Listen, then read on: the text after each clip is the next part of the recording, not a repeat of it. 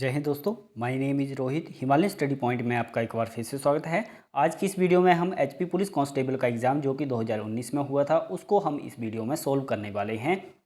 अगर आप हमारा एचपी पुलिस कांस्टेबल का कोर्स खरीदना चाहते हैं तो डिस्क्रिप्शन बॉक्स में एक नंबर दिया गया है, आप वहाँ पर कॉन्टैक्ट कर सकते हैं।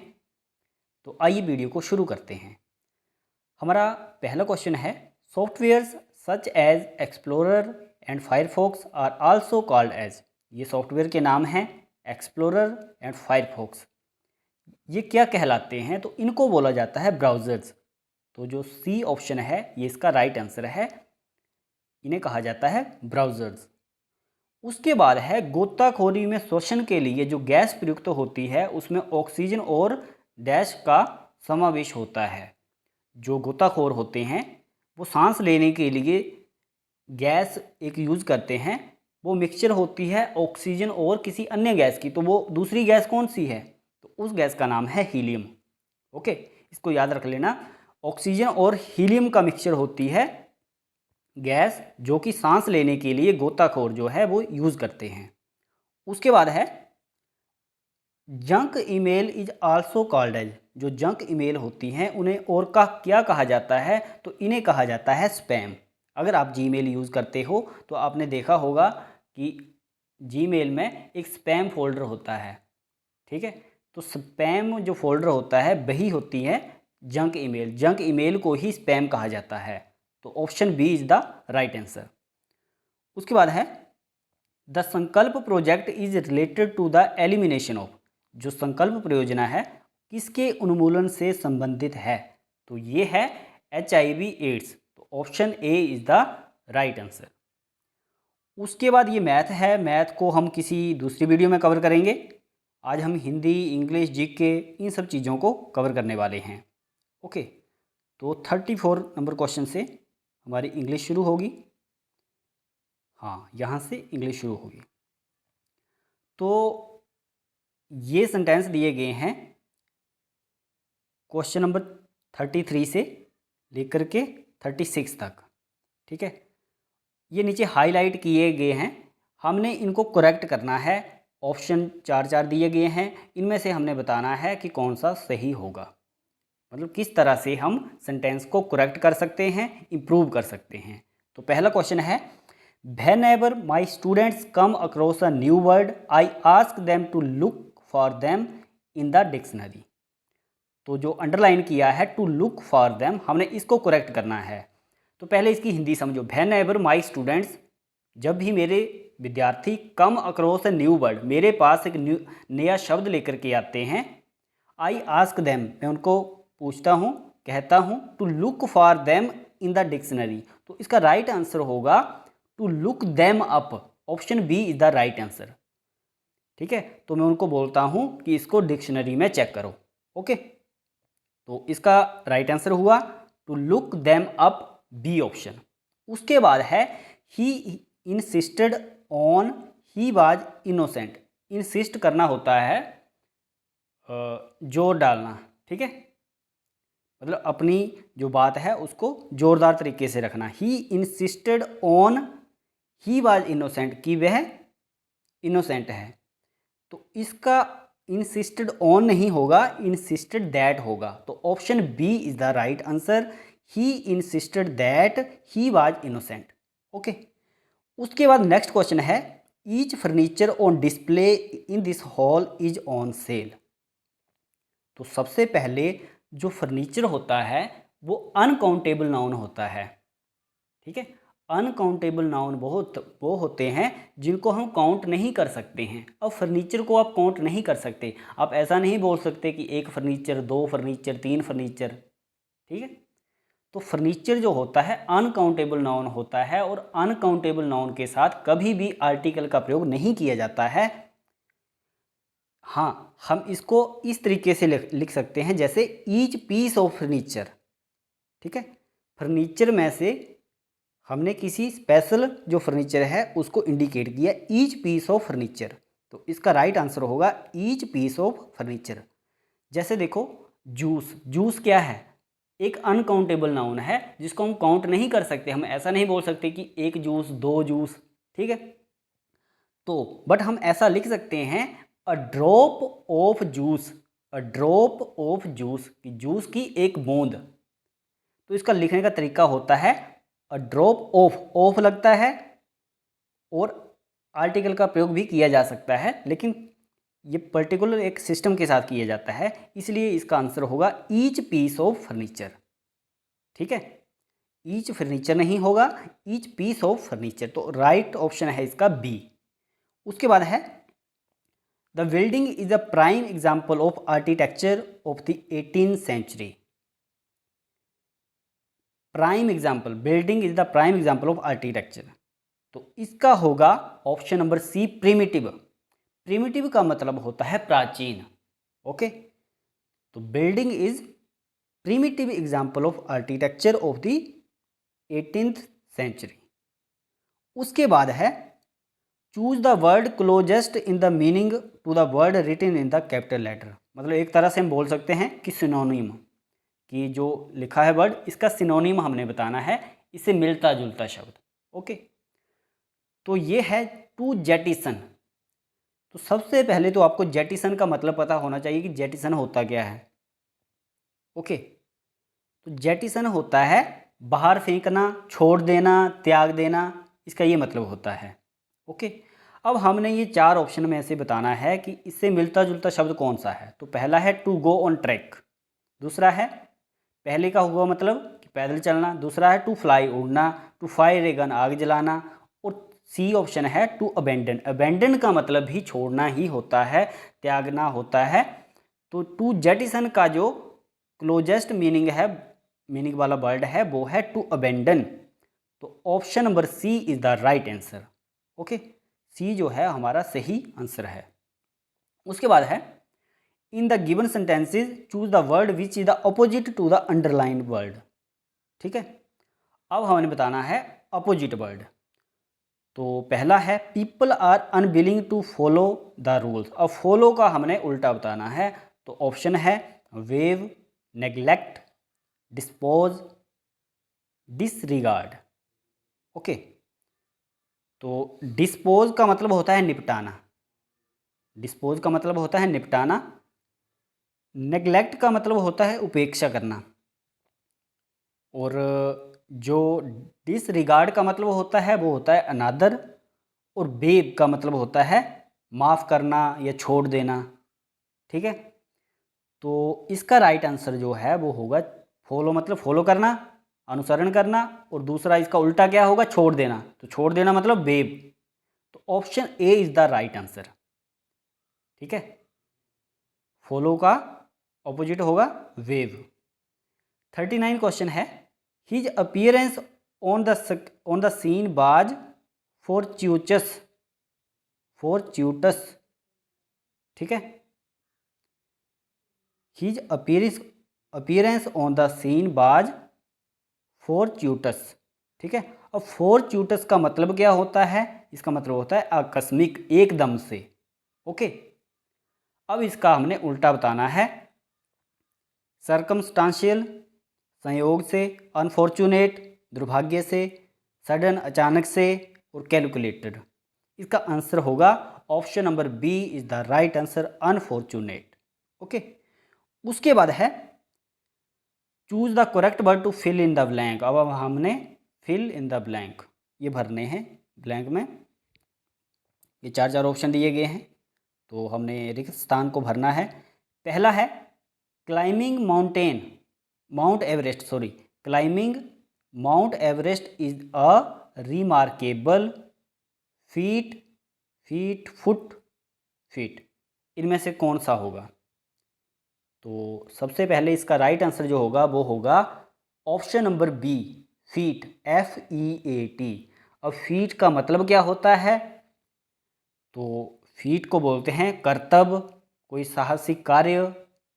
ठीक है, तो माउंट एवरेस्ट के ऊपर चढ़ना जो है वो कर्तव्य ही तो है, कोई आसान काम तो है नहीं, एक साहस का काम है, धैर्य का काम है। तो climbing Mount Everest is a remarkable feat, option number B. Spelling इसकी याद रख लेना, FEAT। तो इतने सिंपल क्वेश्चन नहीं थे जो ये पूछे गए थे। उसके बाद है the loss of his father, the loss of his father dash him deeply, affect, effect, affected, affected. तो इसका राइट आंसर जो होगा वो होगा अफेक्टेड। अब देखने को तो सभी एक जैसे ही लग रहे हैं कि ये भी इसका आंसर हो सकता है, वो भी हो सकता है, लेकिन इसका जो राइट आंसर है वो होगा ऑप्शन नंबर सी, अफेक्टेड। अब जो इफेक्ट वर्ड है जो ऑप्शन नंबर बी है, ये हमेशा यूज्ड एज वर्ब, एक क्रिया के रूप में लगाया जाता है, इसका यूज़ किया जाता है। और जो अफेक्टेड जो हमारा राइट आंसर है, ये यूज़ किया जाता है नाउन की तरह, संज्ञा की तरह इसको यूज़ किया जाता है। तो यहाँ पर होगा option number C is the right answer. अब हमने यहाँ पर एक पैराग्राफ लिखा है, बीच में से रिक्त स्थान है, हमने इनको भरना है।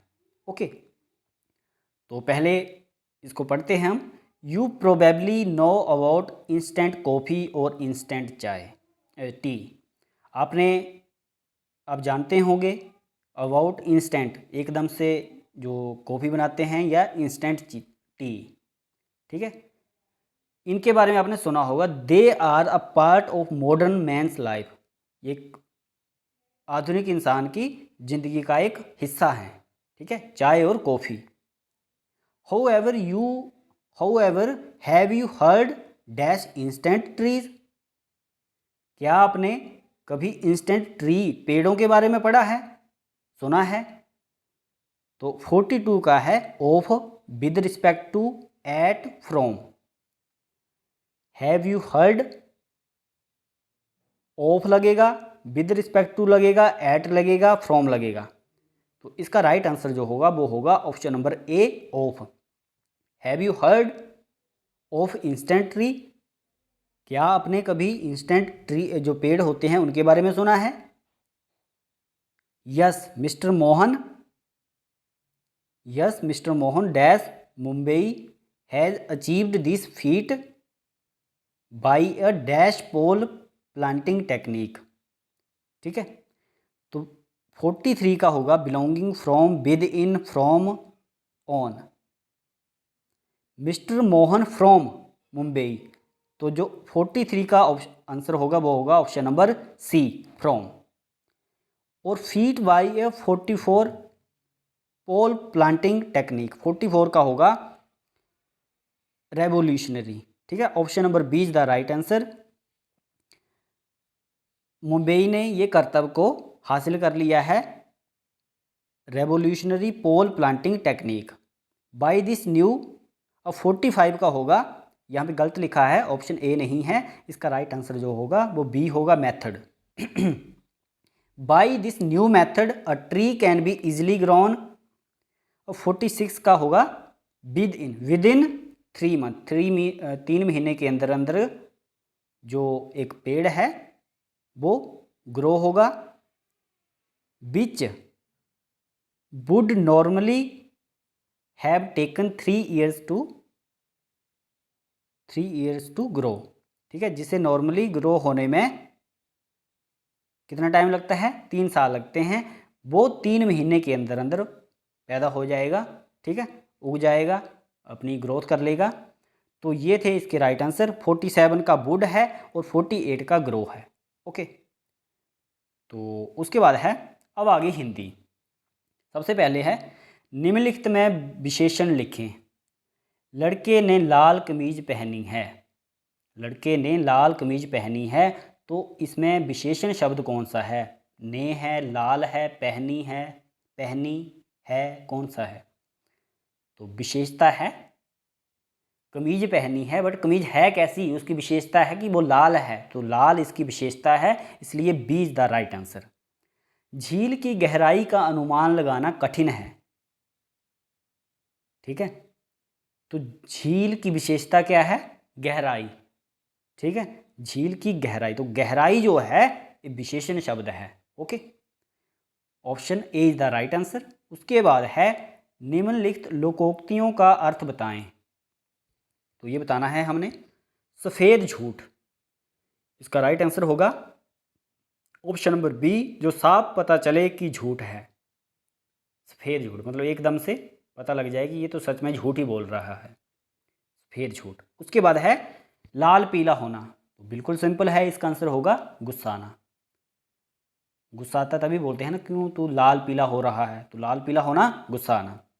उसके बाद है नीचे लिखे वाक्यों में क्रिया विशेषण को चिह्नित करें। अब हमने बताना है क्रिया विशेषण। जो क्रिया की विशेषता को बताए उसे बोलते हैं क्रिया विशेषण। क्रिया विशेषण।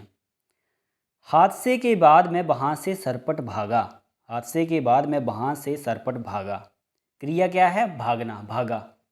अब इसकी विशेषता क्या है? क्रिया की विशेषता, कैसे भागा? सरपट। सरपट, सरपट जो है ये क्रिया विशेषण शब्द है जो कि क्रिया की विशेषता को बता रहा है, तो इसका राइट आंसर होगा ऑप्शन नंबर सी, सरपट। उसके बाद है रेलगाड़ी धीरे धीरे पहुंच ही गई। तो इसमें क्रिया विशेषण शब्द जो है वो कौन सा है? तो वो है ऑप्शन नंबर ए, धीरे धीरे। ठीक है, क्रिया क्या है? पहुंचना, पहुंच गई।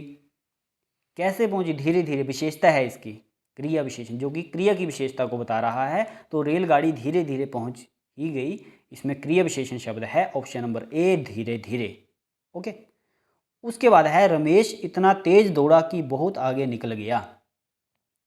तो इसमें है तेज। तेज जो है वो क्रिया विशेषण शब्द है। उसके बाद है निम्नलिखित वाक्यों में क्रिया को चिन्हित करें। तो ऑप्शन नंबर जो 56 है, इसका कोई कन्फर्म आंसर मुझे समझ नहीं आ रहा है।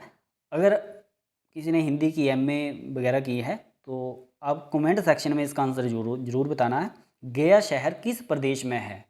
अब इसमें समझ नहीं आ रहा है कि शहर है, किस है, में है। अब ज़्यादातर जो पर्सन हैं, मैंने यूट्यूब के ऊपर जिन्होंने ये डाला था एचपी पुलिस का कांस्टेबल का सॉल्व पेपर, तो उन्होंने भी ऑप्शन नंबर बी बताया था, किस। लेकिन मुझे ये समझ नहीं आ रहा कि कैसे इसमें क्रिया कैसे होगी। तो अगर किसी को पता है तो कमेंट सेक्शन में इसका आंसर ज़रूर बताना। 57 क्वेश्चन है, अब तुम अभी चुप रहो। तो इसमें है चुप, option number C is the right answer. उसके बाद है सही शब्द चुनें, जो सही से लिखे गए हैं, जिनमें कोई गलती नहीं है। तो मातृभूमि, मातृभूमि, मातृभूमि, मातृभूमि। तो option number C is the right answer. मातृ को ऐसे लिखते हैं, ठीक है, मातृभूमि। Option number C is the right answer. उसके बाद है सूर्य ग्रहण, सूर्य ग्रहण, सूर्य ग्रहण, सूर्य ग्रहीन। तो ये होता है सूर्य ग्रहण। Option number B is the right answer. अबनी का विपरीतार्थक शब्द चुने, इसका उल्टा, ऑपोजिट मीनिंग। अबनी, अबनी का अर्थ होता है धरती, इसका ऑपोजिट होगा अंबर। Option number B is the right answer. Okay, अबनी का अंबर। उसके बाद है इन मुहावरों का अर्थ क्या है? पहला है 36 का आंकड़ा। 36 का आंकड़ा, इसका मतलब है ऑप्शन नंबर ए है गहरी दोस्ती, दूसरा है पक्की दुश्मनी, तीसरा है गणित में ज्ञानी और चौथा है थोक में भाव करना। 36 का आंकड़ा मतलब पक्की दुश्मनी है उन दोनों के बीच, ठीक है, इतना डिफरेंस है 36 का आंकड़ा, तो पक्की दुश्मनी है। उसके बाद है आसमान सिर पर उठाना, इसका है ऑप्शन नंबर बी सबको तंग करना, ठीक है। 62 का है ऑप्शन नंबर बी सबको तंग करना। उसके बाद है निम्नलिखित शब्द समूहों में उस शब्द को चुनें जो अन्यों से मेल नहीं रखता है, जो अन्य से मेल नहीं रखता है, जो अलग है, इन चारों में से एक अलग होगा। तो 63 क्वेश्चन है, ऑप्शन नंबर ए जूता, चप्पल, मोजे, बेल्ट। इनमें से हमने बताना है कि राइट आंसर कौन सा है। तो जूता, जूते को हम पैर में पहनते हैं, चप्पल, चप्पल को भी पैर में पहनते हैं, मोजे, जुराबें, उनको भी हम पैरों में डालते हैं, बेल्ट, लेकिन बेल्ट को हम जूतों में पैरों में नहीं डालते हैं, इसलिए जो अलग है वो है belt. Option number D is the right answer. उसके बाद है नदी, झील, वर्षा, तालाब। नदी में पानी होता है, झील में भी पानी होता है, तालाब में भी पानी होता है, और जो वर्षा है वो तो अलग है इनमें से, ठीक है। तो option number C is the right answer. उसके बाद है 65 क्वेश्चन है, of the following which sports person was awarded the first Rajiv Gandhi Khel Ratna. Rajiv Gandhi Khel रत्न जो है वो सबसे पहले किसको दिया गया था? तो सबसे पहले राजीव गांधी खेल रत्न पुरस्कार जो है 1901-1902 में इसकी शुरुआत हुई थी और भारत सरकार द्वारा दिया जाने वाला सबसे बड़ा खेल पुरस्कार है, ठीक है। भारत सरकार द्वारा दिया जाने वाला सबसे बड़ा खेल पुरस्कार है और सबसे पहले जो मिला था वो मिला था विश्वनाथन आनंद को। Option B is the right answer. Viswanathan Anand को राजीव गांधी खेल रत्न पुरस्कार सबसे पहले दिया गया था। इनको शतरंज मास्टर भी कहा जाता है, विश्वनाथन आनंद, विश्वनाथन आनंद के शतरंज के ये खिलाड़ी हैं। उसके बाद है who founded the Ramakrishna mission. Ramakrishna mission की स्थापना किसने की थी? तो ये की थी स्वामी विवेकानंद जी ने। तो option C is the right answer, okay, Swami Vivekananda. उसके बाद है हिमाचल की सबसे बुजुर्ग मतदाता का निधन हाल ही में हुआ जिन्होंने लोकसभा चुनाव 2019 में मतदान किया था। तो ये करंट अफेयर का क्वेश्चन था जो कि 2019 में पूछा गया था। तो इनका नाम था Sharni Devi. Option number A is the right answer. अब है कर्क रेखा निम्नलिखित में से किन किन राज्यों से होकर गुजरती है? तो सबसे पहले मैं आपको बताता हूँ, भारत के 8 राज्यों से कर्क रेखा गुजरती है। कौन कौन से हैं? गुजरात, राजस्थान, मध्य प्रदेश, छत्तीसगढ़, झारखंड, पश्चिम बंगाल, त्रिपुरा, मिजोरम। तो इनमें से हमने बताना है कि इनमें से कौन सा सही है। तो पहले ऑप्शन में मणिपुर है, मणिपुर लिखा है और मणिपुर से कर्क रेखा नहीं गुजरती है, इसलिए ये भी गलत है। उसके बाद है उत्तर प्रदेश, बिहार, झारखंड। झारखंड तो है लेकिन बिहार से नहीं गुजरती है, उत्तर प्रदेश से नहीं गुजरती है, तो ऑप्शन बी भी हमारा गलत हो गया। ऑप्शन नंबर डी है महाराष्ट्र। उसके बाद है छत्तीसगढ़, उड़ीसा, आंध्र प्रदेश। अब आंध्र प्रदेश तो आपको पता है कि सबसे नीचे है, तो यहाँ से तो गुजरेगी नहीं, तो ऑप्शन डी भी हमारा लास्ट गलत है। और option number C is the right answer. Rajasthan से भी गुजरती है, झारखंड से भी गुजरती है, पश्चिम बंगाल से भी गुजरती है और मिजोरम से भी गुजरती है। यहाँ से बार बार क्वेश्चन पूछते हैं, इसलिए आपको ये पता होना चाहिए कि कौन कौन से राज्यों से जो कर्क रेखा है वो गुजरती है। तो option C is the right answer. उसके बाद है which of the following sector in India does not belong to the service sector. निम्नलिखित में से कौन सा क्षेत्र भारत में सेवा क्षेत्र में नहीं आता? तो बीमा, इंश्योरेंस ये सर्विस सेक्टर में आता है, ट्रांसपोर्ट ये भी एक प्रकार की सर्विस है, होटल एंड रेस्टोरेंट ये भी एक प्रकार की सर्विस है, सर्विस सेक्टर में आते हैं। लेकिन जो कंस्ट्रक्शन है, निर्माण है, ये जो है वो सर्विस सेक्टर में नहीं आता है, इसलिए option C is the right answer. उसके बाद है हिमाचल प्रदेश के निम्नलिखित में से कौन से जिले में वनाच्छादित क्षेत्र निम्नतम है? निम्नतम है, सबसे कम है।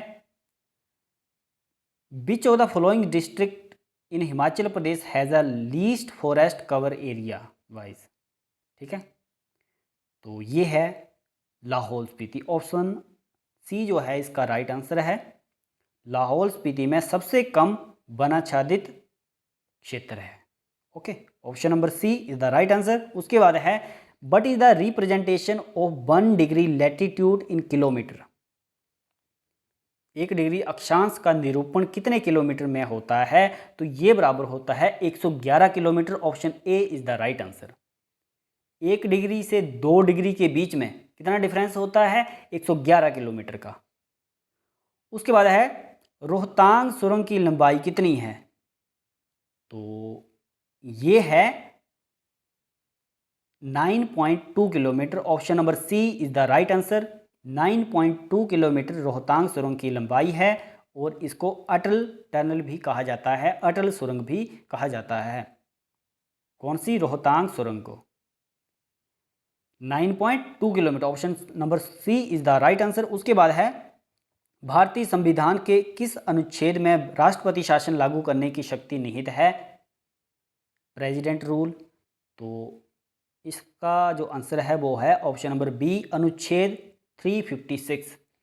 अनुच्छेद 356, article 356, option number B is the right answer. उसके बाद है करो या मरो का नारा किसने दिया था? तो बिल्कुल सिंपल है, आपको पता होना चाहिए, महात्मा गांधी ने दिया था। Option number B is the right answer. उसके बाद है हिमाचल प्रदेश में लोकसभा का पहला चुनाव किस वर्ष में हुआ था? लोकसभा के चुनाव पहली बार हिमाचल में कब हुए थे? तो इसका जो आंसर है वो है 1951। Option number C is the right answer. देखो, शुरू हुए थे 1951 में, लेकिन ख़त्म हुए थे 1952 में। ठीक है, किन्नौर के कल्पा से में पहली बार लोकसभा के चुनाव हुए थे। ये हुए थे 1951 के अंत में, अक्टूबर नवंबर के महीने में हुए थे, लेकिन ख़त्म हुए थे 1952 में। लेकिन क्वेश्चन ये पूछा गया है कि किस वर्ष हुए थे, तो जहाँ से शुरू हुए वही इसका राइट आंसर होगा। 1951 इसका राइट आंसर है। Option number C is the right answer. उसके बाद है अकबर के प्रशासन में किसने स्थायी बंदोबस्त प्रणाली पर काम किया था? परमानेंट सेटलमेंट सिस्टम पर किसने काम किया था? तो इनका नाम था Todarmal. Option number C is the right answer. Upanishad are book on, जो उपनिषद हैं ये किस चीज़ की किताबें हैं? योग की किताबें हैं, धर्म की किताबें हैं, दर्शन शास्त्र की किताबें हैं, विधि की किताबें हैं? तो ये हैं जो उपनिषद होते हैं वो दर्शन शास्त्र की किताबें हैं। ठीक है, option number A is the right answer. उसके बाद है कुल्लू सुल्तानपुर से पहले कुल्लू रियासत की राजधानी क्या थी, कहाँ थी? तो ये थी नग्गर में। Option number B is the right answer. उसके बाद है निम्नलिखित में से किस नदी का पौराणिक नाम परुष्णी था? परुष्णी या पुरुषनी? तो ये है रावी का। नदियों से क्वेश्चन आते ही आते हैं। हमने जो हिमाचल प्रदेश में 5 नदियां हैं मुख्य, with the help of map हमने उनको कवर किया है। अगर आप पुलिस की तैयारी कर रहे हैं तो फ्री में उन वीडियो को देख सकते हैं, यहाँ से क्वेश्चन एक एक बनता ही है। ठीक है, तो option number B is the right answer. और हमारा लास्ट क्वेश्चन था, शिमला को कब भारत की ग्रीष्मकालीन राजधानी बनाया गया था? When was Shimla made the summer capital of India? तो ये बनी थी 1864 में। Option number C is the right answer. तो ये था 2019 का पुलिस कांस्टेबल का एग्ज़ाम। एक बार फिर से अगर आप पुलिस कांस्टेबल की तैयारी करना चाहते हैं तो 701888435517 इस नंबर के ऊपर आप कांटेक्ट कर सकते हैं। एक बार नंबर फिर से सुन लो, 701888435517। तो मिलते हैं नेक्स्ट वीडियो में। Thank you, have a nice day.